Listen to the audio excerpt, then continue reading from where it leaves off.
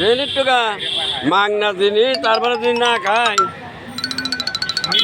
আমরা আড়ে আছি, আমাকে এক বন্ধু আনারস বিক্রি করতেছে, তো বন্ধু আনারস বিক্রি করতেছে, এই যে আনারসের ফালা, এই যে যেটা বললি না আসলে আমাদের টাঙ্গাইলের মধুপুরের যে আনারসটা এত ভালো, এটা না খাইলে বোঝা যায় না, তাই না? টাঙ্গাইলের মিষ্টিটা সর্বোচ্চ ভালো, আর টাঙ্গাইলের আনারস মধুপুরের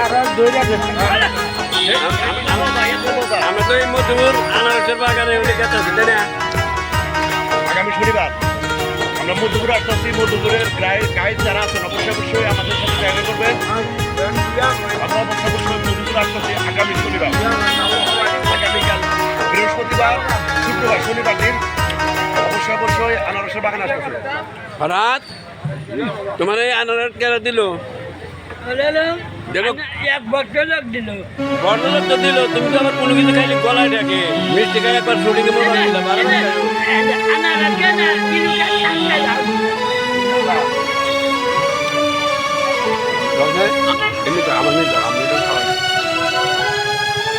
কোনো নিজের পেয়াটা যদি কিনা খান রাখতো তাহলে তুমি রহি আনারস খাইতা না।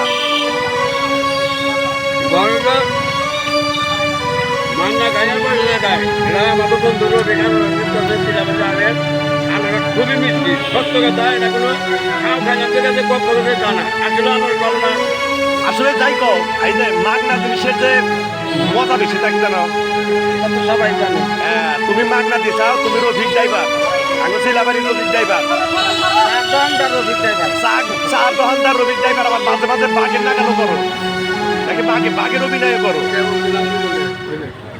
আসলে এই যে আনারস আমাদের মধুপুরের, টাঙ্গাইল মধুপুরের আনারস, আসলে এখানে দেখেন যে আমরা আনারস খাইলাম, আর দেখেন যে কত লোক এনে অনেক লোক, সবাই দেখতেছে আনারস। আপনি কি নিয়ে আইছেন? বাদাম নিয়েছি ভাই। বাদাম নিয়েছে। বাদাম। হ্যাঁ, বাদাম নিয়েছি। আচ্ছা, ধন্যবাদ সবাই। আমাদের ভিডিওটা সবাই শেয়ার করে দেবেন, সাথে থাকবেন। আপনাদের সাথে আছে টাঙ্গাইলের ভাদাইমা গ্রুপ থেকে কানকাটা রহিম ভাই। খাওয়া